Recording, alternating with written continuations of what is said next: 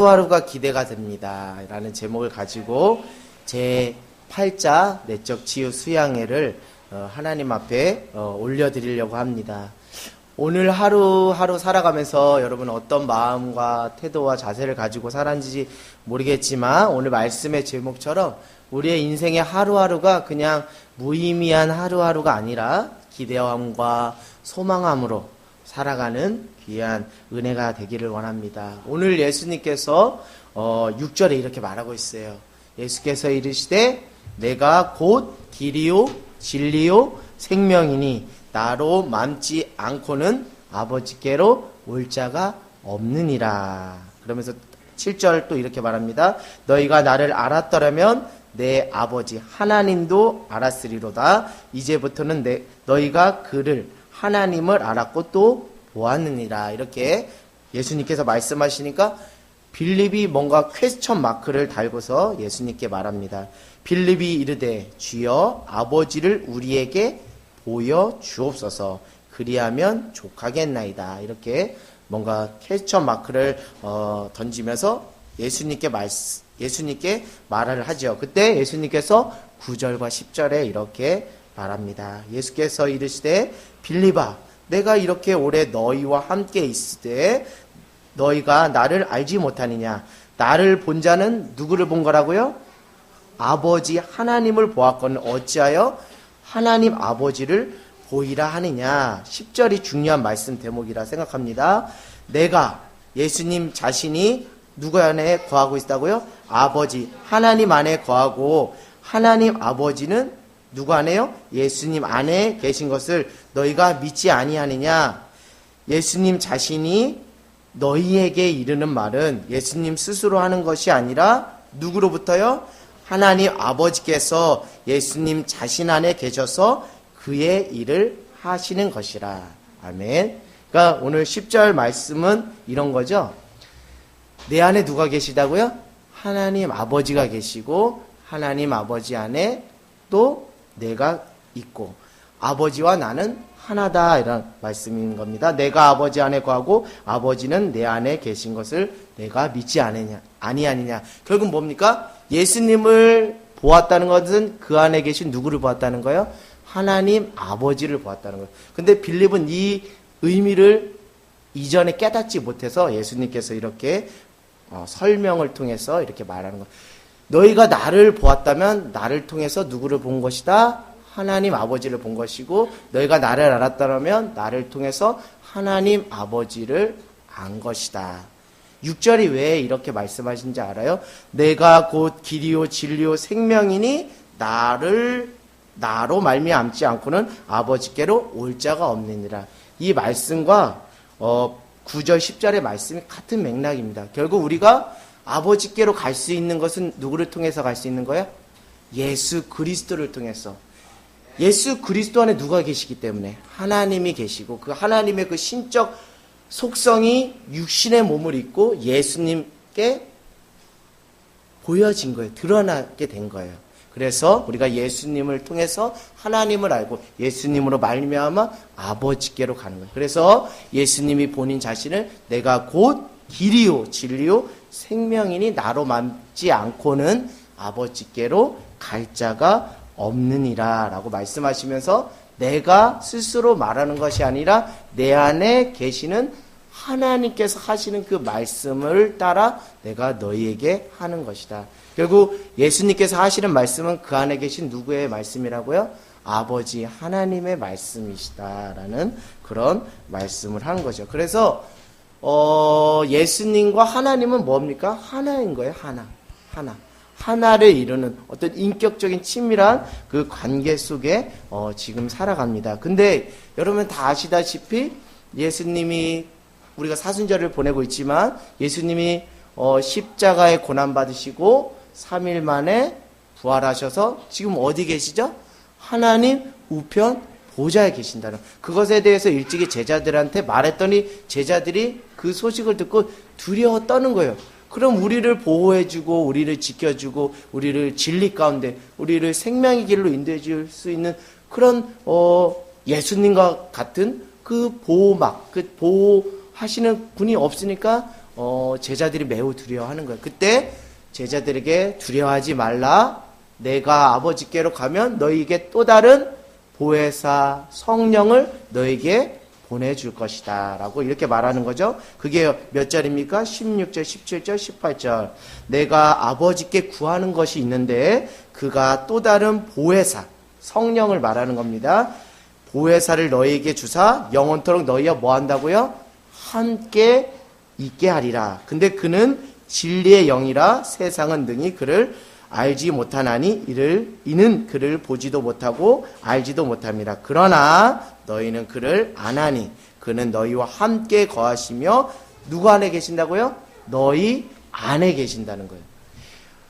예수님 안에 누가 계셨어요? 하나님이 계신 것.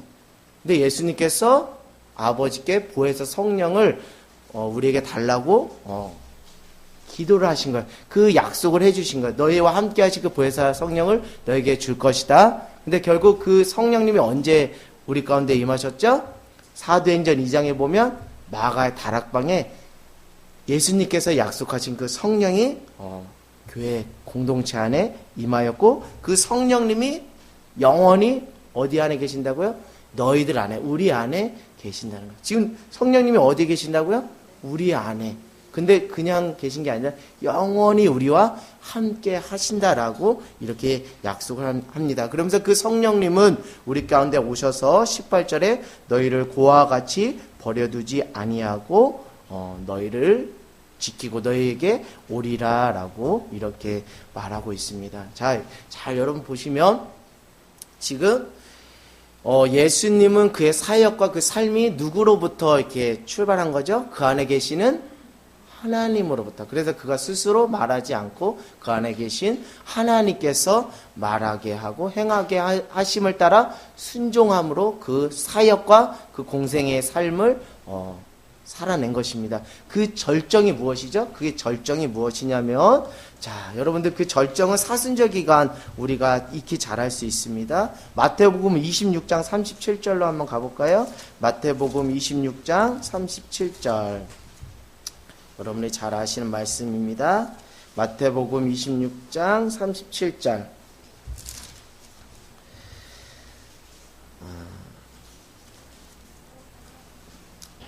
39절로 한번 가보겠습니다. 마태복음 26장 39절 같이 읽겠습니다. 시작. 조금 나아가 얼굴을 땅에 대시고 엎드려 기도하여 이르시되 내 아버지여 만일 할만하시거든 이 잔을 내게서 지나가게 하옵소서. 그러나 나의 원대로 하지 마옵시고 아버지의 원대로 하옵소서 하시고. 아멘. 예수님 안에 계신 그 하나님으로 말미암아 우리에게 보여주신 최고의 절정의 사역은 무엇입니까? 십자가의 구속의 사건입니다. 그것은 다른 것이 아니라 예수님께서 자기 스스로 자기 원대로 한 것이 아니라 자기 안에 계신 누구를 통해서 아버지의 원대로, 아버지의 뜻대로 그 십자가 앞에서 자신을 순종함으로, 자신을 깨트림으로 인류 구원의 대속의 역사를 이루신 거죠.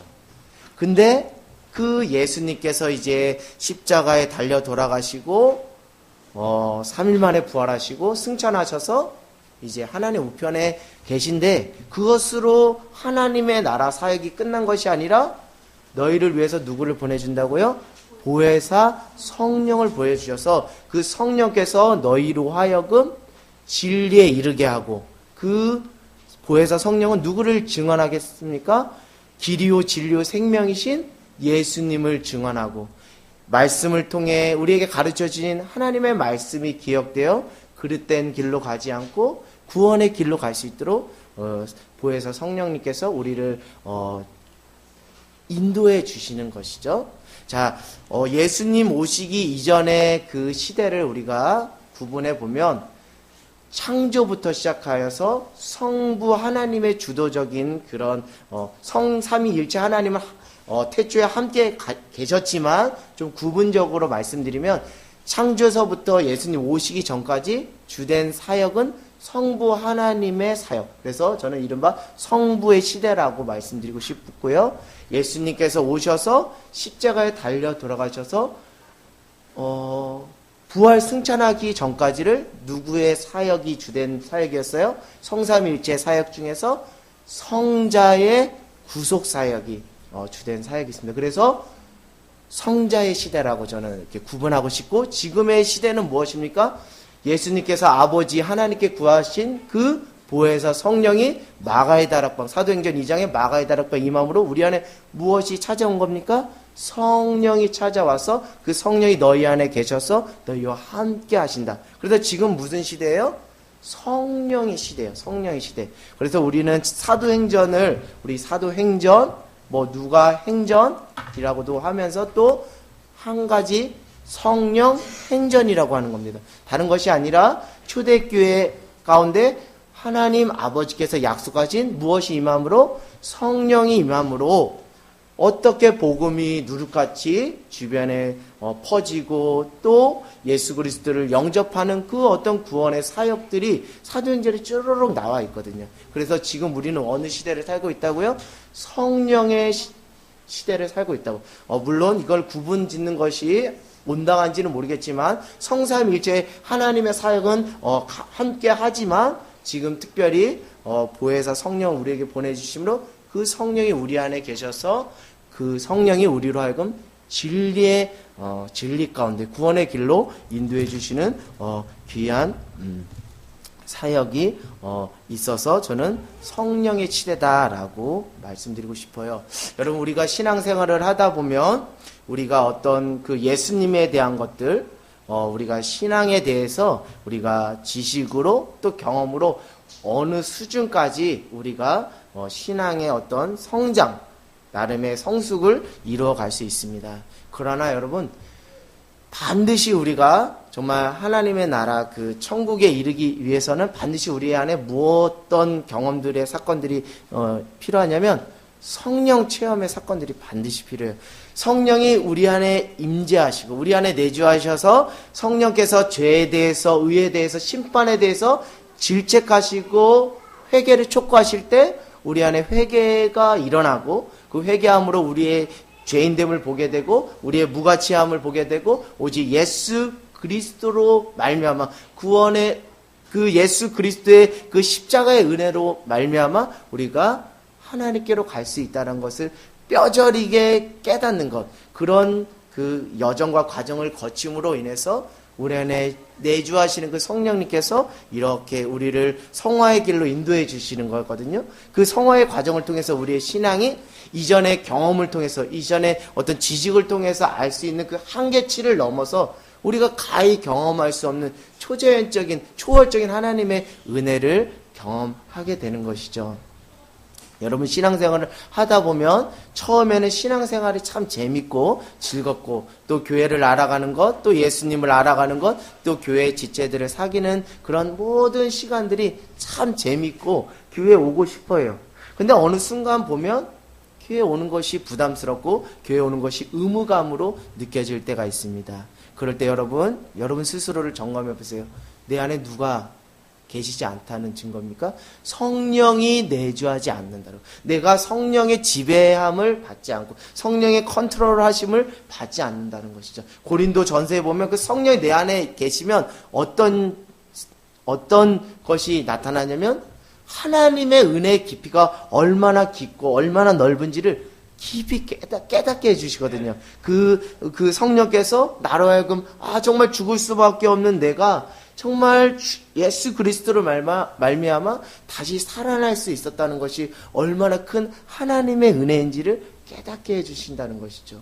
여러분, 하루하루가 무료하고 하루하루가 버겁고 하루하루가 그날이 그날이고 그 밥이 그 밥이고 그 사람이 그 사람이라는 것은 다시 말씀드리면 우리 안에 성령께서 역사하지 않고 있다는 것, 성령께서 뭔가 작동하지 않고 있다는 것. 그렇기 때문에 뭔가 우리의 심령 안에 새로운 변화가 없기 때문에 우리의 삶이 무료하고 단조롭고 그냥 의무감에 형식적으로 신앙생활을 하기도 하고 내게 처해진 일들을 그냥 형식적으로 버겁게 삐걱삐걱 하는 경우를 보게 됩니다. 제가 오늘 말씀 제목을 하루하루가 기대가 됩니다 라는 것은 다른 것이 아니라 우리 안에 정말 진정 그 성령님을 여러분이 모시고 그 성령님의 컨트롤하심을 받으면서 그 성령의 음성에 민감하게 반응하며 살아간다면 여러분의 신앙은 그냥 그날이 그날이고 그 인간이 그 인간이고 그 사람이 그 사람이고 그 밥이 그 밥, 그게 아니라는 거죠.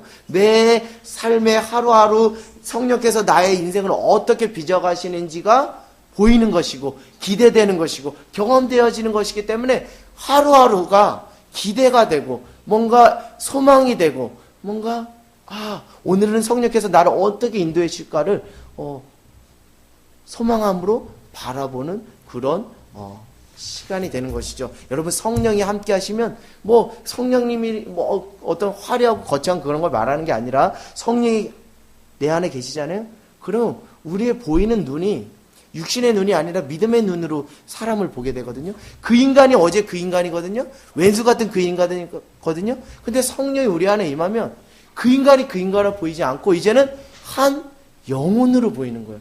얼마나 그 영혼이 불쌍하고 얼마나 그 영혼이 치근한지 내가 기도하지 않고 내가 그를 끌어안지 않으면 누가 끌어안겠나는 어떤 아버지 그 긍휼의 마음이 들어요.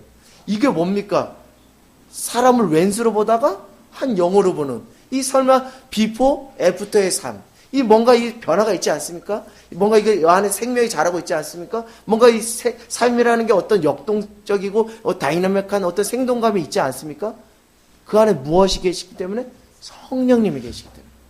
그 성령이 계셔야 우리의 인생이 뭔가 기대가 되고 뭔가 생동하고 뭔가 열매가 맺고 뭔가 다이나믹한 그것이 되는 거예요. 제가 신앙생활을 하면서 정말 안타까운 것은 다른 것이 아니라 신앙생활을 너무 무료하게 신앙생활을 하시는 분들이 있고 정말 재미없게 신앙생활을 하는 분들이 있어요. 신앙생활을 재미있게 한다는 것이 인간적인 쾌락을 추구하는 그런 차원에서 말하는 것이 아니라 정말 신앙생활이 하나님으로부터 오는 그 평안과 은혜와 그 자유를 만끽하고 누리면서 정말 즐겁게 재미있게 신앙생활을 해야 됨에도 불구하고 뭔가 신앙생활이 버겁고 먹먹하고 뭔가 의무감에서 형식적으로 하는 분들을 보면 그 안에 뭔가 생동함이 없고 뭔가 그 안에 뭔가 생명이 자라고 있고 뭔가 그 안에 뭔가 삶의 변화가 있고 열매가 있는가라는 그런 것을 보게 됩니다. 그 안에 무엇이 빠졌기 때문에요? 성령이 빠졌기 때문에. 성령이 여러분을 살리는 것입니다. 여러분 스스로 아둥바둥 살려고 하면 살수록 더 나락으로 치닫는 게 우리의 인생이고 우리의 인간의 연약함이에요. 어느 정도는 우리의 경험과 지식을 짜내서 하나님을 알 수 있다라고 생각하지만 그것은 반드시 구원의 길로 종착역으로 우리를 인도하지 않고 한계치가 있어요. 여러분들 신앙생활 해보면 알잖아요. 신앙생활 한 지 1, 2년은 아주 신앙생활이 즐겁고 아주 기대가 됩니다. 그러나 신앙생활 3년, 4년, 5년 하다 보면 신앙생활 하는 건지 이거는 그냥 종교생활 하는 건지 전혀 분간이 안 돼요. 뭔가 생동하는 그 신앙이 아니에요. 그것은 그 안에 무엇이 안 계시기 때문에 성령이 내주하지 않고 성령의 지배하신 것 컨트롤을 받지 않기 때문에 그냥 그날이 정말 너무 지루하고 무료하고 버거운 거예요. 제가 최근에 어떤 목사님에게 특강을 부탁한 적이 있습니다. 그랬더니 그 목사님하고 특강을 이런 어떤 일정과 자세한 것들을 조율하는 시간이 있었어요. 그래서 이렇게 저렇게 조율하고 전화를 끊었습니다. 근데 목사님께서 5분에 또 전화를 주신 거예요. 어떤 전화를 주셨냐면 사례비를 안 받는 조건으로 오고 싶다는 거예요. 저를 불러주시는 것은 감사한데 단 사례비를 받지 않는 조건으로 오는 조건으로 오게 해달라고. 그러면 제가 특강을 섬기러 오겠습니다 라고 하는 거예요. 여러분 성령님과 함께 한다는 건 뭔가 거창한 걸 말하는 게 아니에요. 성령님과 함께 한다는 건 뭔가 특별한 은사를 받았고 특별한 깨달음을 얻었다는 그런 것이 아니에요. 내 삶의 매 순간 작은 것 하나도 작은 선택 하나하나도 누구의 지배를 받는 겁니까? 성령의 지배를. 성령의 컨트롤하심을 받고 그 성령의 음성을 따라 즉각적으로 기쁨으로 순종하는 것. 그것이 성령님과 함께하는 것이고요. 그런 삶을 전체적으로 제3자의 입장에서 보면 저 사람의 삶은 뭔가 살아있어요. 저 사람의 삶을 보면 뭔가 기대가 보이고 뭔가 소망이 보이고 뭔가 생명이 보여요. 그 안에 누가 역사하시기 때문에요? 성령 하나님이 역사하시기 때문에요. 오늘 예수님께서 내가 너희에게 말하는 것은 스스로 하는 것이 아니라 그 안에 누가 계시기 때문에? 하나님이 계시기 때문에 내가 너희에게 말한다. 그럼 우리의 입장에서 말하겠습니다. 우리가 말하고 행동하는 것, 여러분 스스로 말하고 행동하는 것이 돼야 될까요? 그건 아니죠. 우리 작년 2017년도 표어가 무엇입니까? 성령 안에서라는 걸 앞에 붙여서 성령 안에서 기도함으로 말하고, 기도함으로 봉사하고, 기도함으로 결정하라는 것이죠. 결국 예수님께서 하나님을 내 안에 모심으로 그의 사역과 삶을 이루어 갔던 것처럼 우리에게 놓여진 신앙의 숙제가 무엇이죠? 내 안에 보혜사 그 성령, 예수님께서 아버지께 구했던 그 성령을 내 안에 영원히 하나님의 나라 천국 갈 때까지 영원히 모시면서 그분의 지배하심과 그분의 컨트롤 하심을 받으며 살아가는 것, 그것이 마땅한 그리스도인의 삶입니다. 로마서에 보면 너희 안에 그리스도의 영이 없으면 너희는 무엇이 아니다? 그리스도인이 아니다. 표면적으로는 그리스도인이라 말할 수 있지만 너희 안에 그리스도의 영, 성령이 너희 안에 계시지 않으면 너희는 참된 무엇이 아니다? 크리스천이 아니다. 껍데기 크리스천이다. 이렇게 말하는 겁니다.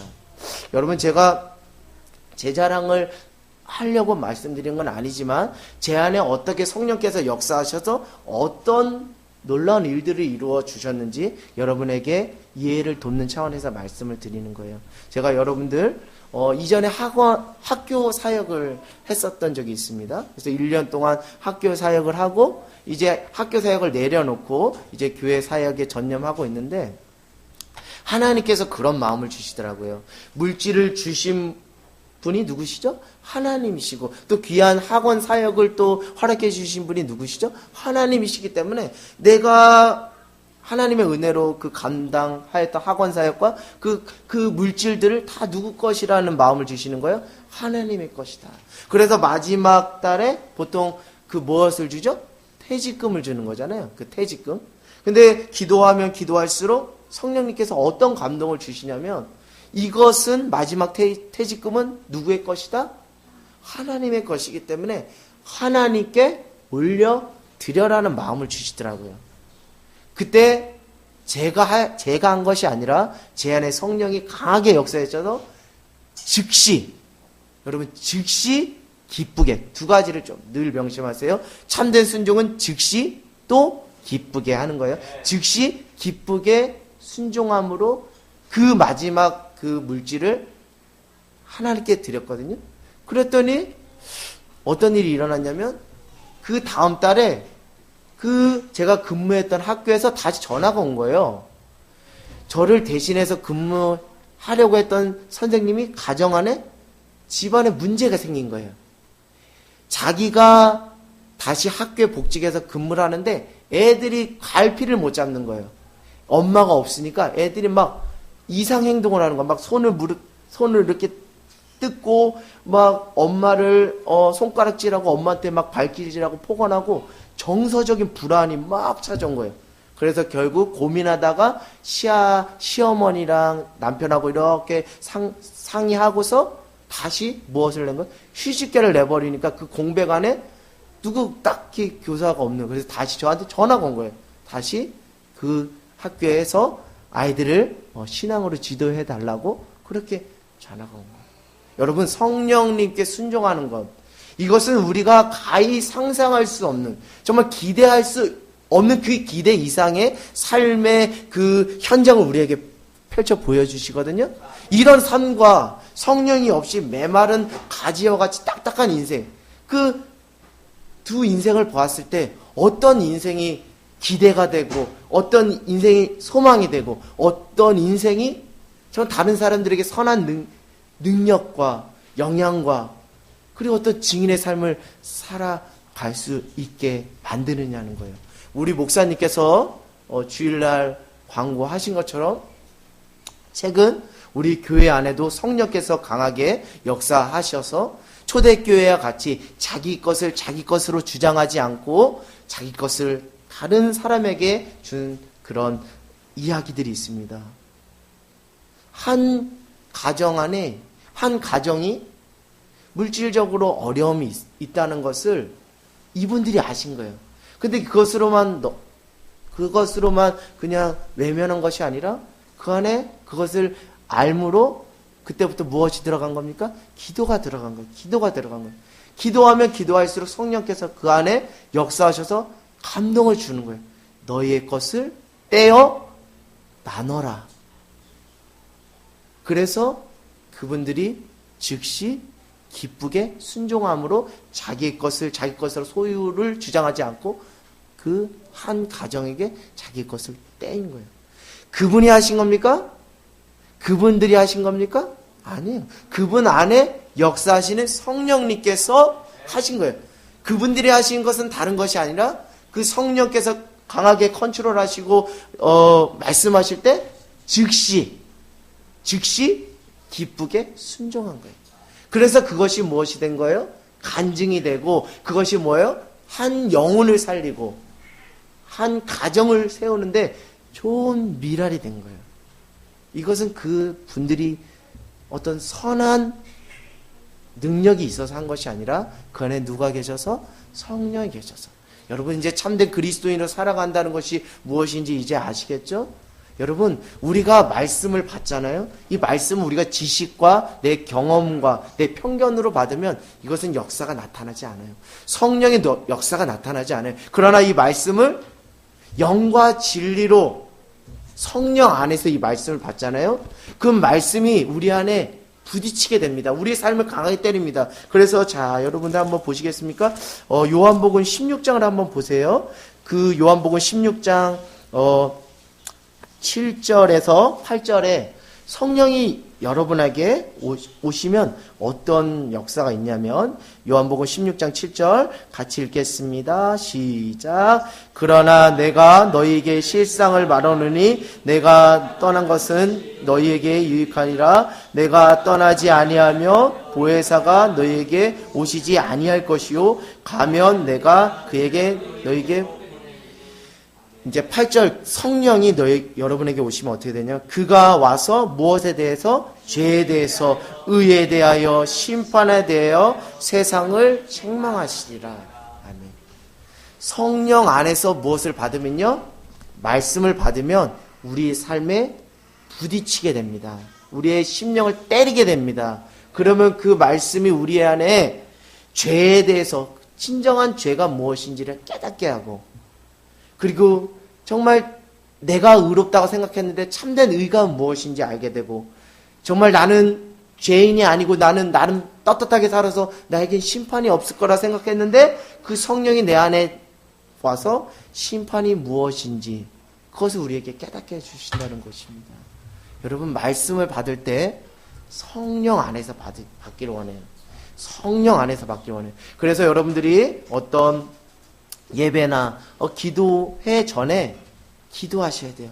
내 안에 누가 임재할 수 있도록 성령이 내주하시고 임재하셔서 그 말씀을 사람의 말로 듣지 않고 하나님의 말씀으로 들여서 내 안에 의에 대한 책망과 죄에 대한 책망과 그 의가 무엇인지에 대한 깨달음과 심판이 무엇인지에 대한 그런 것들을 정말 깨달음으로 그 말씀이 그냥 한 귀로 듣고 흘리는 말씀이 아니라 내 삶을 변화시키고 내 삶을 정말 생동하게 하는 그런 말씀으로 내 안에 부딪힐 수 있도록 주님 역사해달라고 그렇게 기도해야 돼요. 그렇게 기도하지 않으면 우리 안에 듣는 마음이 없어지고요. 듣는 귀가 허락되지 않아서 그냥 왔다가 튕겨가는 말씀이 돼요. 마음밭에 심겨지는 말씀이 아니라 튕겨가는 말씀이 되는 거예요. 그럼 그 안에 무엇이 성령이 역사할 수 없고 그 안에 뭔가 기대와 소망과 뭔가 생동하는 그 신앙의 모습 뭔가 잘하는 그런 모습들을 우리가 기대할 수 없어요. 그것을 누가 매우 안타깝게 여기신다고요? 성령 하나님은, 로마서 보면 성령 하나님은 말할 수 없는 탄식으로 우리를 위해서 기도하신다는 거예요. 우리를 위해서 기도하신다는 거예요. 저는 오늘 두 가지의 삶을 여러분들에게 비교해서 말씀드리고 싶습니다. 저도 이런 삶을 살았던 사람 중에 한 사람입니다.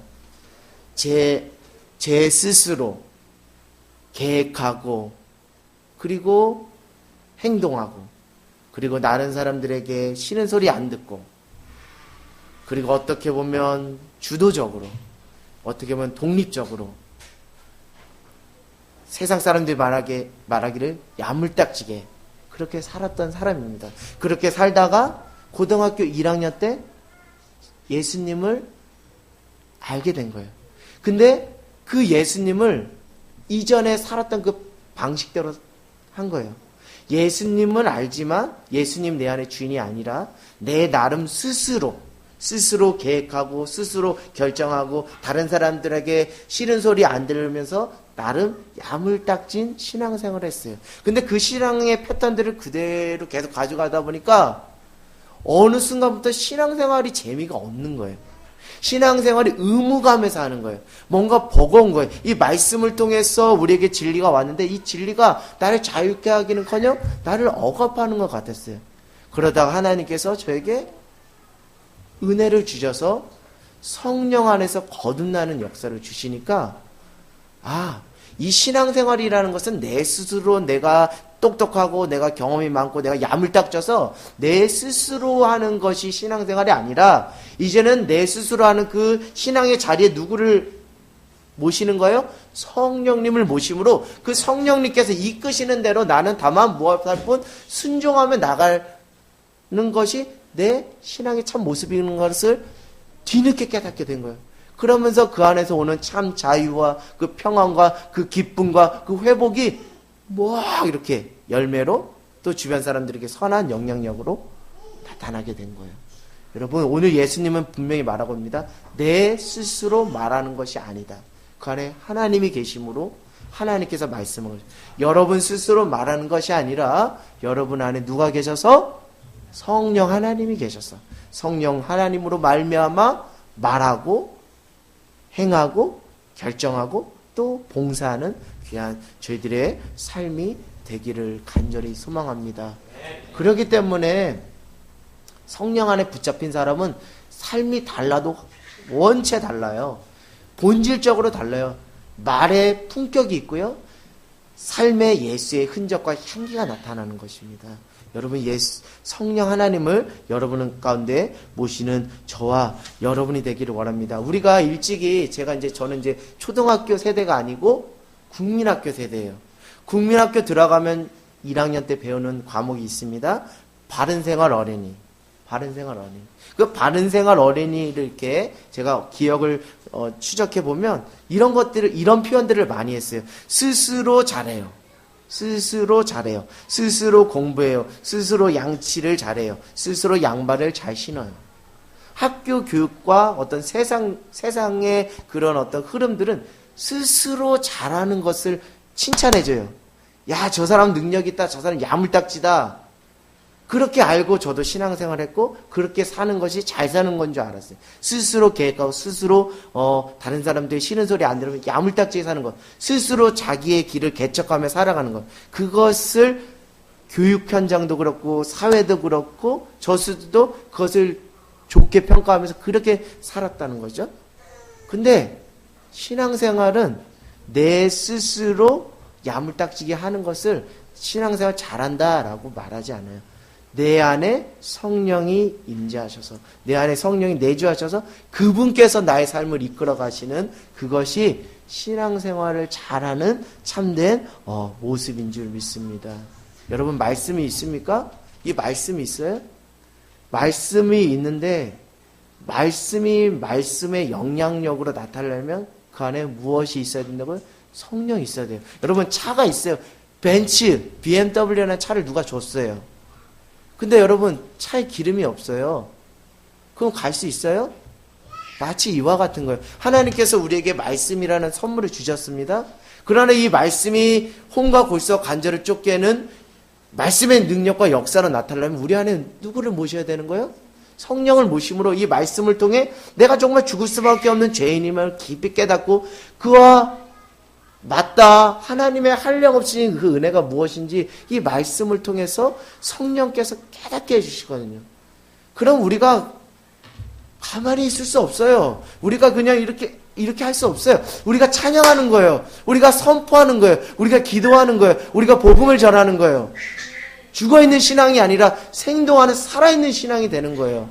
그 삶을 주님께서 보시고 기뻐하신다는 거예요. 내가 원하는 한 가지 주님의 기쁨이 되는 거.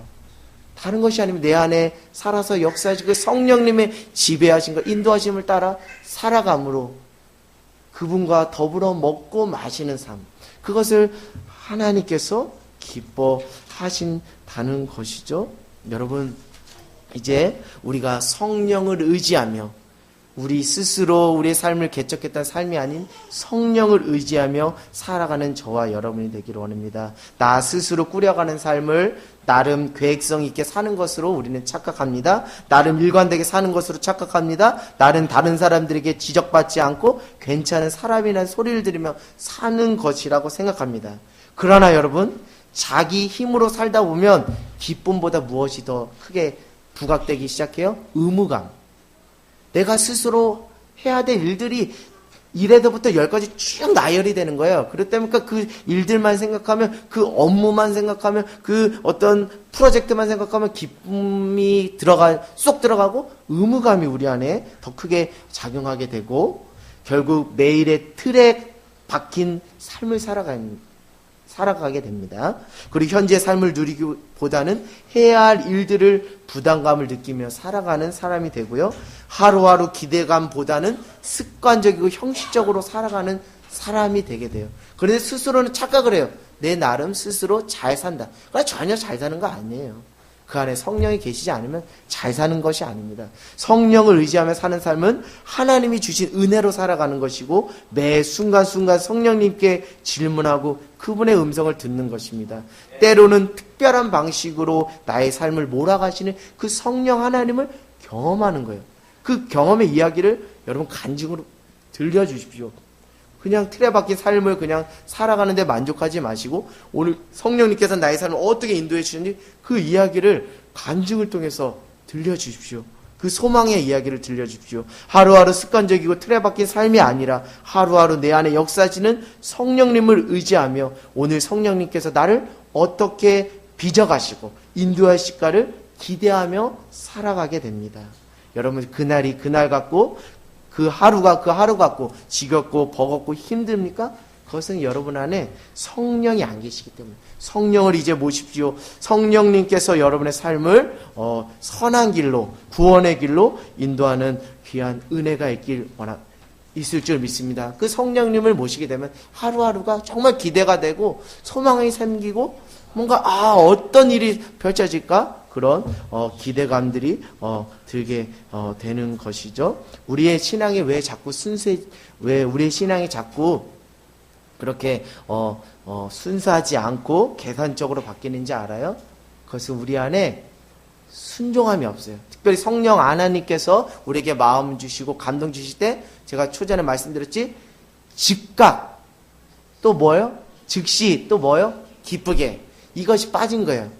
하나님께서 마음 주시면 그 고지고대로 즉시 기쁘게 그냥 순종하면 돼요. 근데 우리가 자꾸 신앙의 순수성이 결여되고 계산하는 것은 그 안에 정말 순종함으로 즉시 순종하고 기뻐하는 그런 것들이 아니라 계산하는 그런 것들이 우리 안에 더 크게 깔려있기 때문입니다. 여러분 요한계시록 2장 4절 에베소 교회를 향해서 예수님께서 책망하시는 장면이 나옵니다.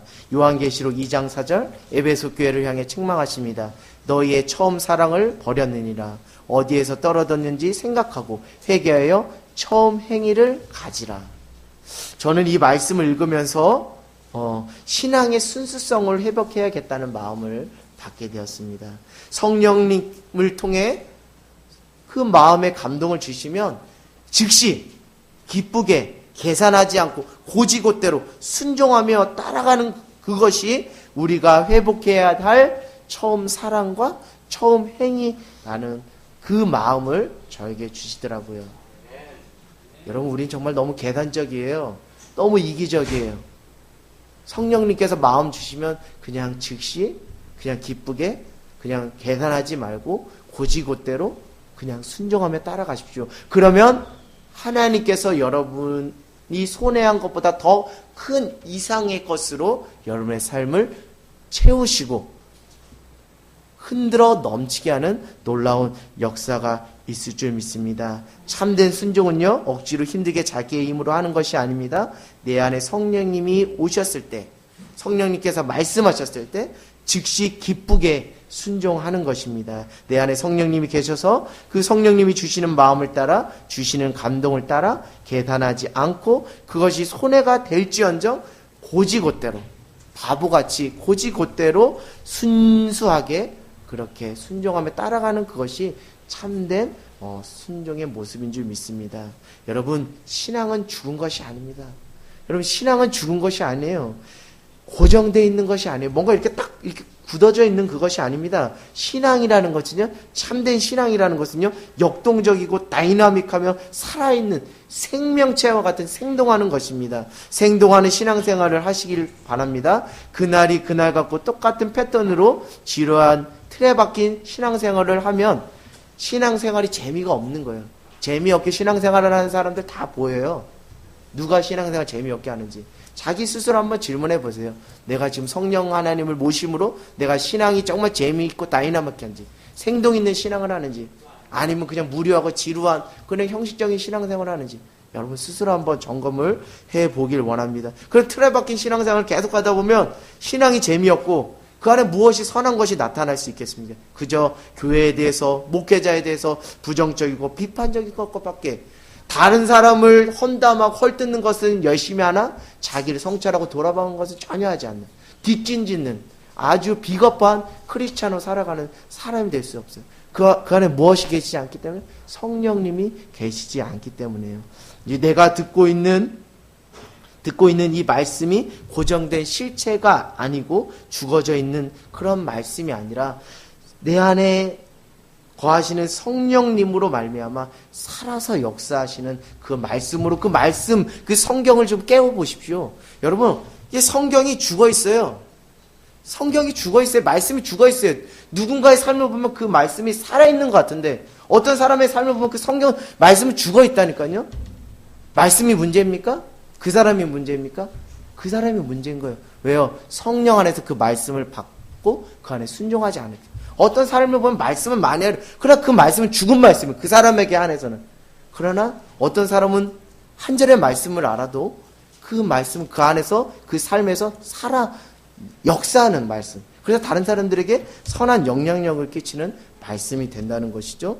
말씀을 지식으로 받으면 안 됩니다, 여러분. 이제는 말씀을 지식과 경험으로 받으면 안 돼요. 편견으로 받으면 안 돼요.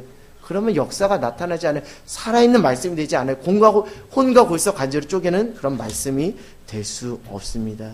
살아있는 말씀으로 여러분들이 그 말씀의 영향력 아래 살려면 여러분 안에 성령을 모시고 그 성령님께 철저하게 순종하는 저와 여러분이 되길 원합니다. 여러분, 인간의 죄성은 정말 심각해요. 인간은 정말 부패하고 정말 죄인입니다. 여러분, 사람이 무료하잖아요? 지루하잖아요? 그럼 어떤 욕구가 있을까요? 새로움을 찾아요. 새로움. 신선한 것을 찾아요. 근데 성령 안에 있지 않고 성령 안에 있지 않은 사람은 신선함을 어떤 식으로 찾는지 여러분 아세요? 육신적이고 세상적이고 되게 자극적이고 안목의 적용, 이상의 자랑을 추구하는 그런 어떤 그 나름의 신선함을 찾아요. 그래서 그게 결국 어디로 빠지느냐면, 그 인간의 죄성이 어디로 빠지면 게임 중독으로 빠지는 거예요, 여러분. 뭔가 내 삶이 무료하고 지루하니까 뭔가 새로움을 찾다 보니까 자극적인 걸 찾고 육신적인 걸 찾고 하다 보니까 게임 중독에 빠지는 거예요. 또 무엇에 빠집니까?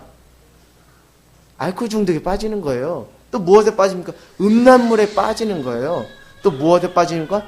도박 중독에 빠지는 거예요.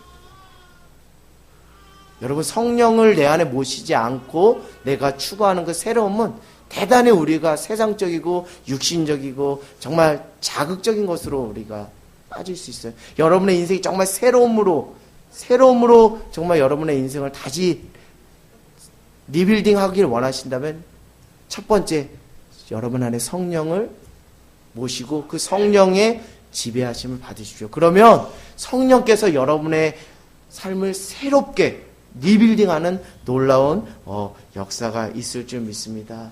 오늘 말씀을 저는 두서없이 전했습니다. 그러나 다른 것 전하고 싶은 것이 아니라 여러분의 삶이 정말 성령 하나님을 모심으로 정말 그 삶이 기대가 되고 소망이 되고 살아 역동하는 그런 신앙이 되기를 원합니다. 여러분 찬송가 191 때문에 이 신앙의 깊이와 지경까지 여러분의 그 신앙의 성숙도까지 한번 가보십시오. 비록 이것이 좁은 길이고 손해보는 길이고 불편을 감수하는 길이지라도 성령님께서 내 안에 마음 주셔서 즉시 기쁘게 순종할 때 그 좁은 길은 나를 힘들게 하는 길이 아니고 날마다 기쁨과 감사로 넘치는 그런 삶이 될 줄 믿습니다. 여러분 이제 이런 삶을 여러분 사시길 원합니다. 이제 이런 삶을 살아내어서 여러분 안에 뭔가 정말 살아있는 그 생생한 그 간증의 이야기들이 전해지는 저와 여러분이 되기를 원합니다. 이제 스스로 여러분의 인생을 개척하고 계획하고 행하고 결정하지 마십시오. 이 안에 성령님을 모심으로 그 성령의 지배하심과 컨트롤하심을 받으면서 여러분의 삶을 살아내는 귀한 저와 여러분 모두가 되기를 주님의 이름으로 간절히 소망합니다. 이 시간